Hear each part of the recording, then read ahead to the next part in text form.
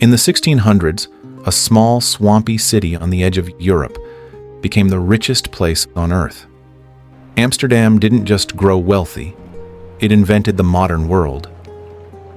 Stock markets, multinational corporations, global trade networks, all of it started here.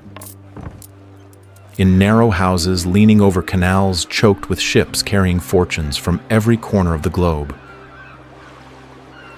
For centuries, these moments existed only as engravings, frozen in ink by artists who walked these very streets.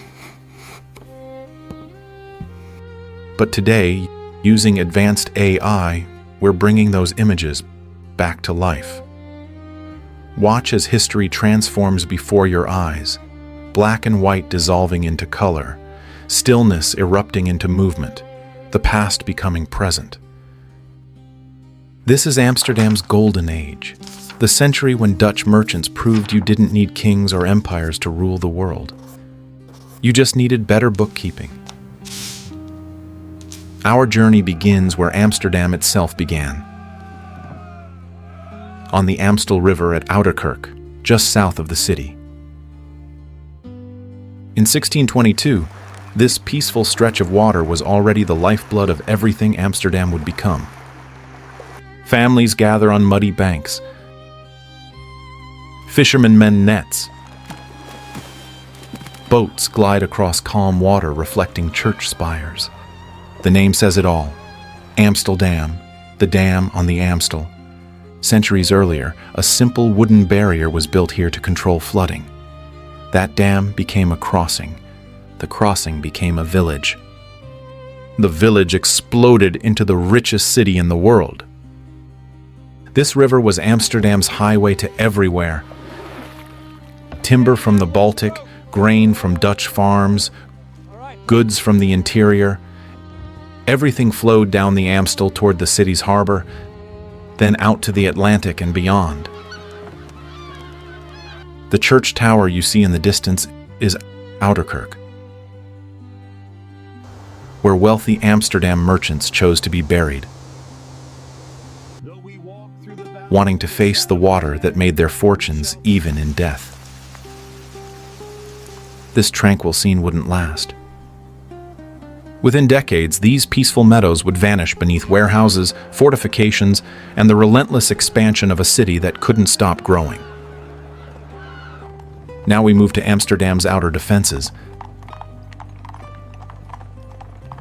The massive earthen ramparts at the Haarlemmer port. These star-shaped bastions weren't just for show. Spain, Europe's superpower, wanted this rebellious city crushed. The 80 Years' War raged from 1568 to 1648, and Amsterdam sat squarely in the crosshairs. But look closer at these fortification walls. Notice the windmills? They're not grinding grain. They're pumping water. Amsterdam was built below sea level. Every day was a battle against the sea trying to reclaim the land. The Dutch saying captures it perfectly. God created the world, but the Dutch created the Netherlands. By the 1640s, Amsterdam was expanding so rapidly, these walls had to be rebuilt constantly. The city grew in perfect concentric rings, the Herengracht, Keizersgracht, Prinsengracht, the famous canal belt that still defines Amsterdam today. Mathematical precision, engineered ambition, a city designed not by monarchs but by merchants with ledgers for souls. From the fortifications, we enter the old harbor basin where the St. Antonius port rises in the background. This harbor bustled constantly with smaller vessels, the workhorses of local trade. These weren't the great ocean-going ships bound for Asia. These were barges, fishing boats, and canal boats that kept the city fed and supplied. Fresh fish from the Zuiderzee, timber from Scandinavia, grain from the countryside, all passed through harbors like this before distribution through Amsterdam's canal network. The city's genius was organization.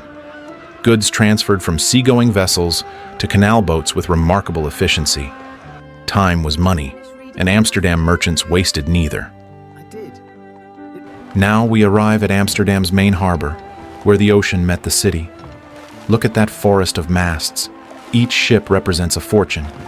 Spices from the Moluccas, silk from China, furs from Russia, sugar from Brazil, timber from Norway. Amsterdam didn't produce much itself. It mastered the art of being the middleman, buying low, selling high, and taking a cut of everything that moved.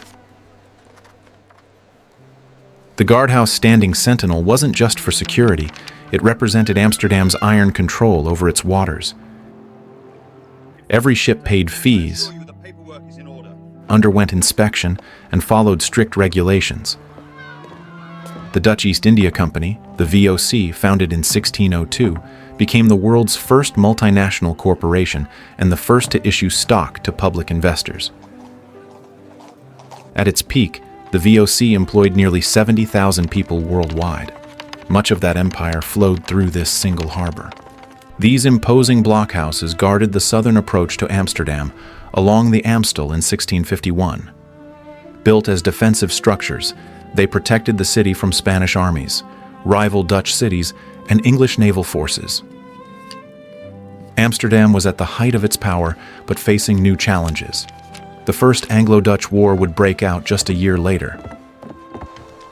These blockhouses served dual purposes: military defense and customs posts, ensuring every cargo entering via the Amstel paid appropriate duties.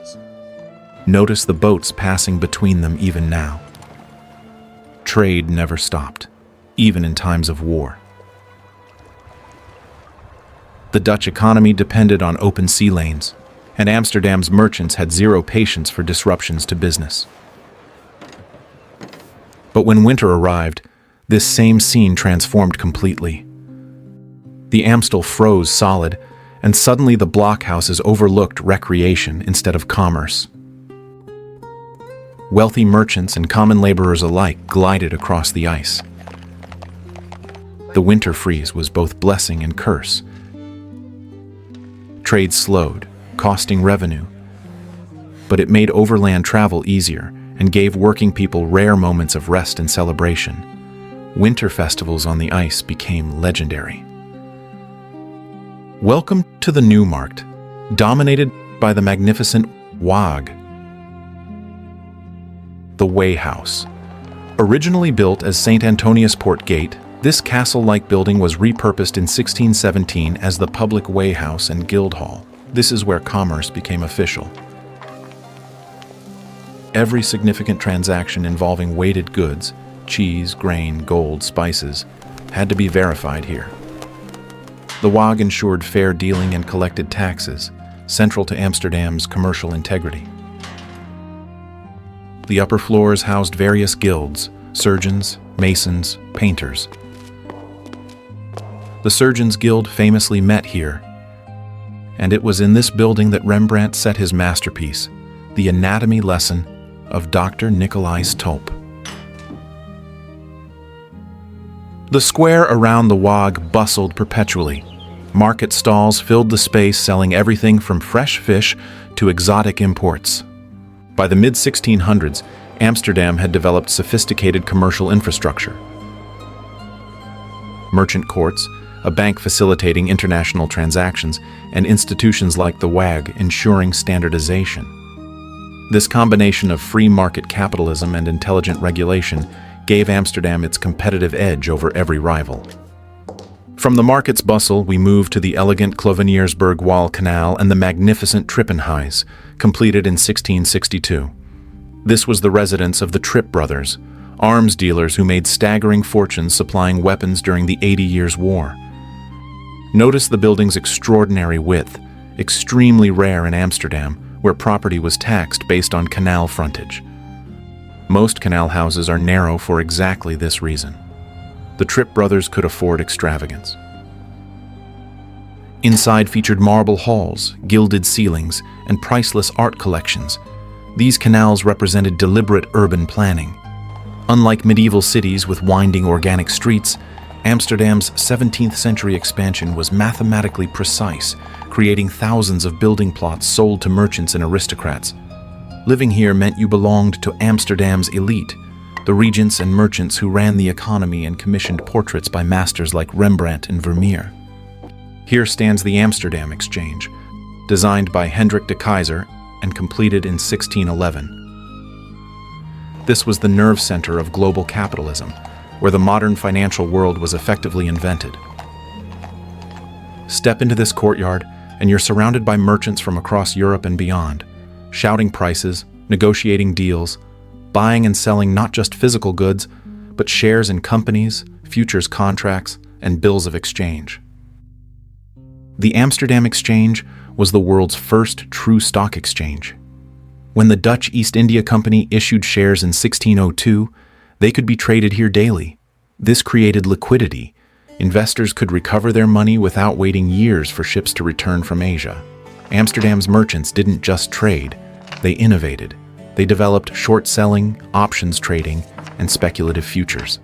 The city even experienced the world's first major financial bubble, tulip mania in 1637, when single tulip bulbs sold for more than houses before the market spectacularly crashed.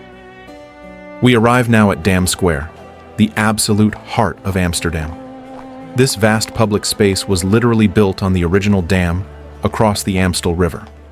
By the 1600s, it had become the center of civic, commercial, and social life. In the center stands the town hall, which burned down in 1652 and was replaced by the even more magnificent structure that still stands today as the Royal Palace. Amsterdam was a republic within a republic. The Dutch Republic had no king, just a loose confederation of provinces, and Amsterdam, as the wealthiest city, wielded outsized influence. The saying went, "Amsterdam merchants wear no crowns, but they hold the purse strings of kings." The square bustled perpetually. Markets filled the space. Public executions occasionally occurred here. Festivals, celebrations, announcements, all happened on Dam Square. Look at the diversity. Wealthy merchants in fine clothes, sailors fresh from the East Indies, servants, soldiers, clergymen, and beggars. Amsterdam's population exploded from 50,000 in 1600 to over 200,000 by 1650, making it one of Europe's largest cities. Rising above the Western Canal Belt stands the Westerkerk, the Western Church. Its tower, the Westertoren, soars 85 meters, making it the tallest structure in 1600s Amsterdam, visible for miles as a beacon to ships approaching the city. Completed in 1631 and designed by Hendrik de Keyser, the Westerkerk represents the pinnacle of Dutch Renaissance architecture. In a city where commercial buildings often took precedence, this church announced that Amsterdam also valued spiritual life and civic pride. This was a Protestant church, reflecting the Calvinist faith that dominated Amsterdam after breaking from Catholic Spain. The interior was deliberately austere. No lavish Catholic decorations, just dignified space focused on sermons and the Word of God. The church's most famous resident never lived to see his fame.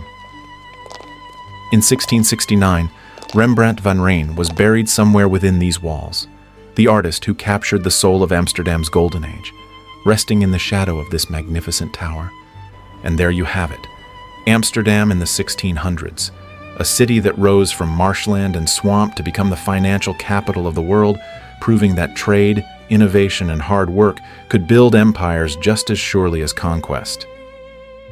Let us know in the comments which city you'd like to see reconstructed next. Thanks for watching, and as always, we'll see you in the past.